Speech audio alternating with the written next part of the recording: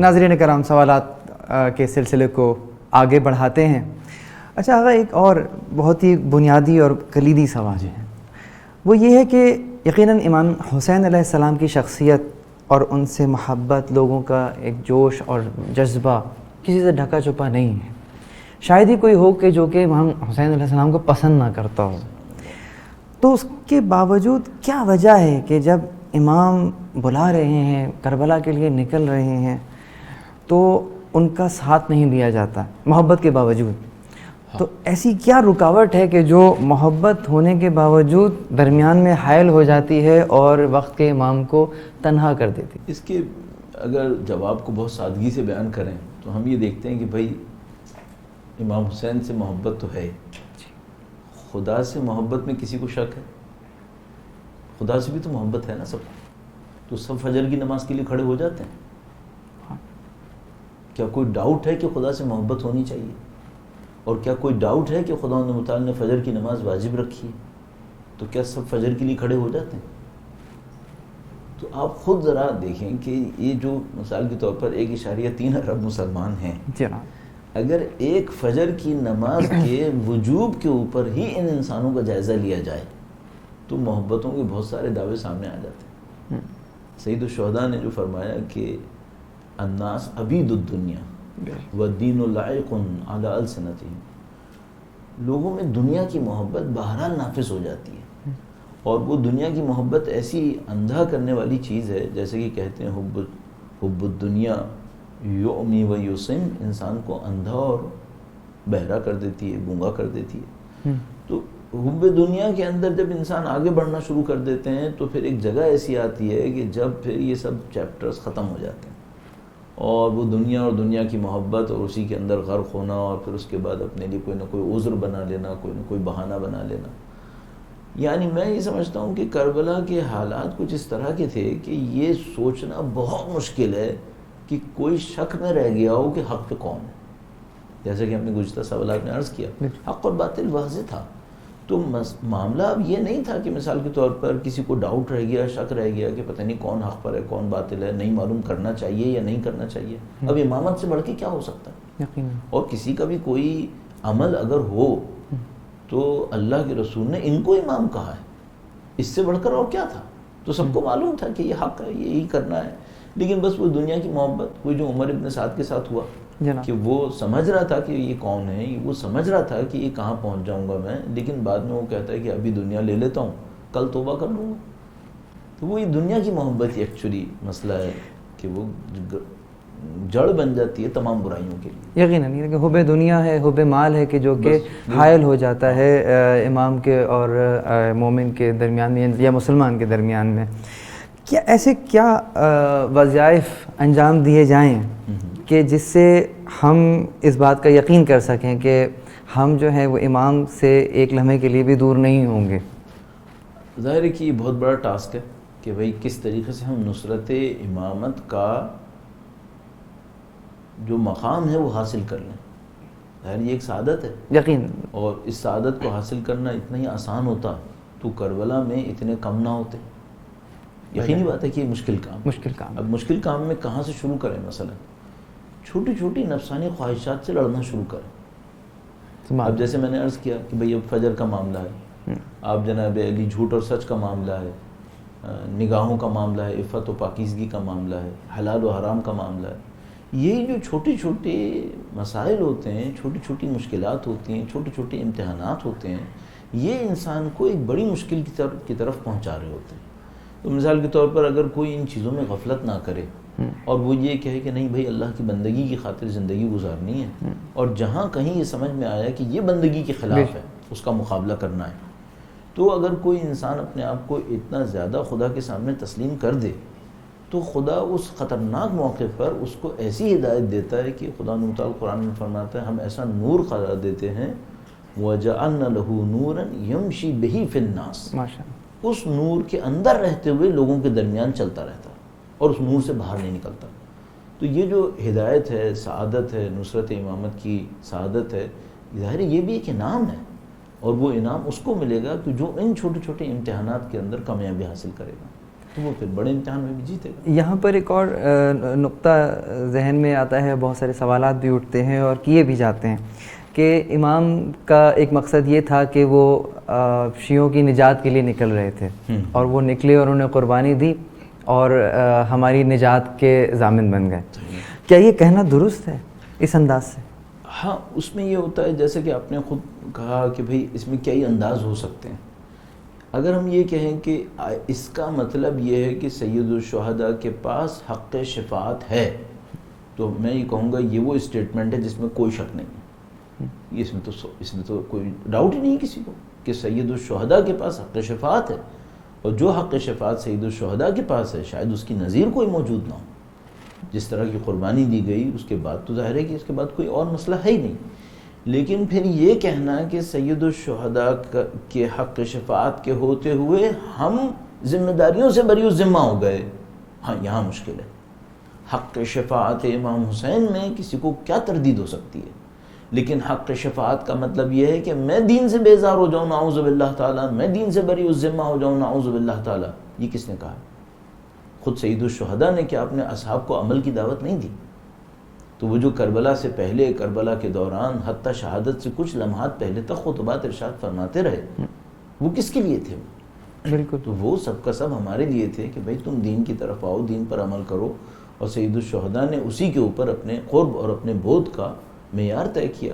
تو ہمیں یہ سمجھ میں آتا ہے کہ اگر اس کا مطلب یہ ہے کہ امام حسین کے پاس حق شفاعت ہے تو یہ بات تو 100% صحیح ہے, اس میں کوئی ڈاؤٹ ہی نہیں ہے. لیکن اس کا مطلب اگر یہ ہے کہ اب میری کوئی ذمہ داری نہیں ہے, تو ہم یہ کہیں گے یہ تو اسلام کے اصولوں کے خلاف.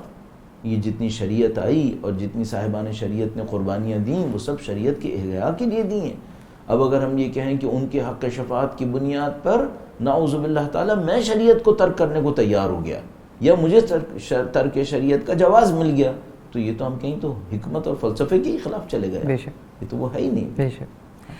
ہم یہ دیکھتے ہیں کہ اس وقت مسلمانوں کا, عالم اسلام میں بھی دیکھیں تو استحصال ہو رہا ہے, ظلم ہے, جبر ہے ہر طرف, اور عموماً لوگ یہ کہتے ہوئے نظر آتے ہیں کہ جناب آج کے دور کی کربلا جو ہے یہاں آباد ہو گئی ہے, اور کربلا سے ایک انداز سے بڑھ کر ظلم جو ہے وہ ان کو نظر آتا ہے. جبکہ امام حسن علیہ السلام کا جملہ میں نظر آتا ہے کہ لا یومک یومک یا ابا عبداللہ, آپ کے دن کیا جیسا اور کسی کا دن نہیں ہوگا. تو ہم جاننا چاہیں گے کہ وہ کیا ظلم تھا جو کربلا میں ہوا کہ جس کے سبب جو ہے وہ ویسا ظلم نہیں ہو سکتا کسی کے اوپر. یہ تقریباً ہم اسی پہلے سوال کی طرف اگر واپس آئیں تو اس میں کچھ ہمیں پوائنٹس مل سکتے ہیں جی, اور وہ اس طریقے سے کہ وہ کون سے عناصر ہیں جو غم حسین کا وجوب ہمارے اوپر ثابت کر رہے ہیں. جی, تو ہم نے کہا کہ وہ کرٹیکل ٹائم, حق اور باطل کا فرق, شخصیتوں کا مقام, یہ تمام چیزیں ملتی ہیں تو ہمیں یہ بتا رہی ہوتی ہیں کہ کیوں امام حسین کا غم واجب ہے. تو ہم یہ سوچتے ہیں کہ یہ جو بات ہوئی کہ مثال کے طور پر فلاں قوم کے اوپر ظلم ہوا, وہاں پر مثلا 2.5 لاکھ لوگ مر گئے, اور سید الشہداء کے واقعے میں تو ظاہر ہے چند سو بھی نہیں تھے. تو مثلا کوئی یہ کہے کہ بھائی وہ 2.5 لاکھ لوگ مر گئے مثلا, تو وہ تو زیادہ بڑا ظلم ہو گیا. تو ہم یہ کہیں گے کہ ایک وہ ظلم ہے جو انسانوں کے جسم کے اوپر ہو رہا ہوتا ہے, ٹھیک, اور ایک وہ ظلم ہوتا ہے کہ جو آدم سے لے کر خاتم تک آنے والے انبیاء کی نبوتوں کے ساتھ ہو رہا ہوتا ہے. پیغام کے ساتھ ناانصافی, جسموں پر ہونے والے ظلم سے زیادہ بڑا ظلم. تو مثال کے طور پر خدا نہ کرے نعوذ باللہ تعالیٰ ایک مسلمان شہید ہو, یہ ظلم ہے. نعوذ باللہ تعالیٰ, صد نعوذ باللہ تعالیٰ قرآن کریم کی اہانت ہو, قرآن کریم کی بے احترامی ہو, تو کون سا بڑا ظلم؟ تو ہم کہیں گے قرآن کریم کی بے احترامی یہ زیادہ بڑا ظلم. کیوں؟ اس کے نتیجے میں دنیا اس پیغام سے محروم ہو جائے گی جس کے بعد ایک آدمی شہید نہیں ہوگا, پھر لاکھوں لوگ مریں گے. تو سید الشہداء کا معاملہ بھی ایسا ہی کہ سید الشہداء کے اس واقعے کے اندر نوعیت کے ساتھ ساتھ, ہستیوں کے ساتھ ساتھ, موقع کی مناسبت کے ساتھ ساتھ پیغام کی ایسی گہرائی ہے کہ اگر آپ نے اس کو نہیں منایا اور خدا نہ کرے نعوذ باللہ تعالیٰ دنیا حسینیت کے ان تقاضوں کو پورا نہ کر سکے اور اس پیغام کو محفوظ نہ کر سکے, تو پھر ایک آدھ قوم نے نہیں مرنا ہے. اب اس کی ایک مثال دیکھ سکتے ہیں ہم. وہ یہ کہ جس قوم نے امام حسین کا ساتھ نہیں دیا جی اس کو بعد میں حجاج بن یوسف کا ظلم اٹھانا پڑ گیا. بے شک. اس قوم کو بعد میں واقع مدینہ دیکھنا پڑ گیا. خانہ کعبہ کے پردے میں آگ لگتا دیکھنی پڑ گئی. اگر سید الشہداء کا ساتھ دے رہے ہوتے تو ان مظالم میں سے کسی ظلم میں نہیں ہونا تھا. بے شک. تو ہمارا خیال یہ ہے کہ سید الشہداء کی عزاداری، سید الشہداء کا غم، ان کی فکر، اس کا محفوظ ہونا قوموں کی حفاظت میں انتہائی اہم عنصر ہے. اچھا اگر مجھ سے کوئی یہ کہے کہ ہم نے سید الشہداء کا غم 1400 سال محفوظ کیا، کون سی قوم محفوظ ہوئی؟ تو میں یہ کہوں گا جو میں نے پہلے بھی عرض کیا کہ اگر سمجھنا ہو تو یہ سوچو یہ نہ ہوتا تو کیا ہوتا. بے شک. اور میں نے چھوٹی سی ایک مثال دی کہ بھئی یہ آئی ایس آپ کے سامنے ہے، جس کو آئی ایس بھی کہتے ہیں، آئی ایس بھی کہتے ہیں، داعش بھی کہتے ہیں، قاعدہ بھی کہتے ہیں. اگر یہ اسلام ہوتا کتنوں نے مرنا تھا، کتنوں کی گردنیں کٹنی تھی. امام حسین نے 1400 سال پہلے اس کا دروازہ روک دیا. بے شک.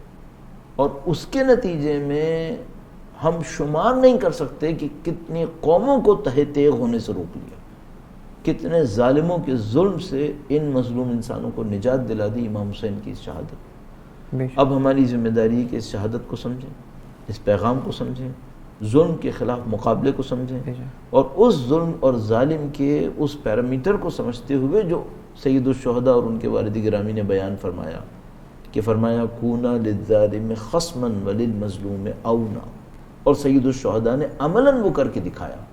تو یہ جو ظلم اور ظالم کا بیان ہے اور ذمہ داری کا بیان کہ ظالم سے لڑو اور مظلوم کا ساتھ دو، میں سمجھتا ہوں اس نے انسانیت کو نجات دی. اور ہم مختلف اقوام کے اندر اس کے اثرات کو دیکھتے ہیں، اسکالرز کے بیانات کی صورت میں، مختلف طریقوں سے انسانوں کی فکر کے اوپر پڑنے والے اثرات کی صورت میں. جی دیکھیے کتنی بڑی کامیابی ہے کربلا کے بعد کسی بھی قوم قبیلے کے سامنے امام حسین کا واقعہ رکھیں اور اس سے پوچھیں آج تم کس کا ساتھ دو گے. بے شک. کسی بھی قوم کے سامنے رکھ دیجیے، بھائی یورپینز، امریکن، افریکنز یا مثلا جاپنیز، کسی بھی قوم کے سامنے رکھیں، کہیں بھئی یہ یزید تھا، یہ حسین تھا، بالکل تم کس کا ساتھ دو گے، کس کا ساتھ دینا چاہو گے، کس کو انسانیت کے لیے زیادہ فائدہ مند پاؤ گے. واہ. تو آج کوئی ایسا انسان نہیں ہوگا جو یہ کہے گا کہ یزیدیت ہمارے فائدے میں ہوگی. یہی عزاداری ہے. عزاداری پوری دنیا کو اس حسینیت کی دعوت دینے کے لیے ہے جو انسانیت کے لیے اہم ترین فائدہ فراہم کر رہی ہے، ظلم کے مقابلے کی صورت میں، مظلوم کی حمایت کی صورت میں. آج کے دور کو اگر ہم دیکھتے ہیں تو کیا یہ نہیں کہہ سکتے کہ آج کے دور کی کربلا اور آج کے وقت کا حسین ہمیں پردے کے پیچھے آواز دے رہا ہے؟ تو ہاں بالکل، یعنی اس کو اس انداز میں ہمیں دیکھنا پڑے گا کہ اگر امام حسین کی کربلا آفاقی ہے اور امام حسین کا آفاقی پیغام ہر دور میں زندہ ہے، اس کا مطلب ہے ہر دور میں کوئی حسینی ہوگا جو حسینیوں کو دعوت دے رہا ہوگا. تو اسی لیے انہوں نے فرمایا مثلی لا یبایع مثلہ. اور آپ کے میں نے سوال کو شاید روک لیا، لیکن اس کو مزید آگے بڑھاتے ہوئے کہوں گا کہ یہ ہماری ذمہ داری ہوگی کہ ہم امام حسین کے غم کے ذریعے سے آج کے دور کی حسینیت کو پہچانیں، آج کے دور کے وارث حسین کو پہچانیں، اور اس شناخت اور اس معرفت کے ساتھ اس مقام پر پہنچیں کہ اب حسین تنہا نہ رہے. اور میں نے جیسے کہ پہلے عرض کیا، غیبت کا ہونا یہ بتا رہا ہے کہ حل من ناصر کی ندا باقی ہے، اور ہماری ذمہ داری بہت زیادہ ہے کہ ہم اس غم کے ساتھ بڑھیں اور امام حسین کا ساتھ دینے کی طرف جائیں. ناظرین، ہمارے پروگرام کا وقت اب ختم ہوتا ہے. ہم تہہ دل سے مشکور ہیں آقا علی مرتضیٰ زیدی صاحب کے کہ انہوں نے وقت دیا. محرم الحرام میں کیے جانے والے اسی پروگرام کے تسلسل کو ہم مزید آگے بڑھائیں گے اور ایک نئے موضوع کے ساتھ آپ کے حاضر خدمت ہوں گے. تب تک کے لیے اپنے ہوسٹ زیغم رضوی کو اجازت دیجیے. والسلام علیکم ورحمۃ اللہ وبرکاتہ.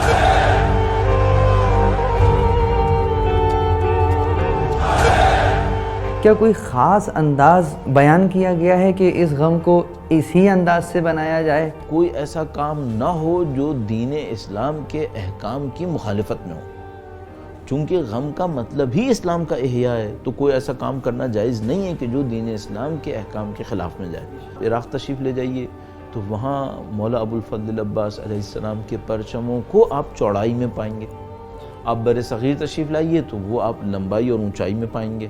جلوس نکالے جاتے ہیں اور اس سے راستے بند ہو جاتے ہیں، ٹریفک بلاک ہو جاتا ہے، اور اس میں یہ سوال اٹھتا ہے کہ جناب بہت سارے لوگوں کو پریشانی کا سامنا ہو رہا ہے۔ ٹریفک کو کیوں اچھی طریقے سے رہنمائی نہیں کی، یا ٹریفک کے لیے نظم و نسق کیوں نہیں بنایا، اور اس کی بنیاد پہ کہوں کہ بھائی ایسا ہے کہ اب جلوس نہیں ہونا چاہیے۔ ائمہ کا وہ امر کیا ہے کہ جس کو مجالس برپا کر کے زندہ کیا جائے؟ بہت بہت امپورٹنٹ پوائنٹ، اس امر کو زندگی نہ صرف دینا بلکہ اپنی زندگیوں میں داخل کرنا ہے، اور وہ امر کیا ہے؟ وہ امر اللہ کی بندگی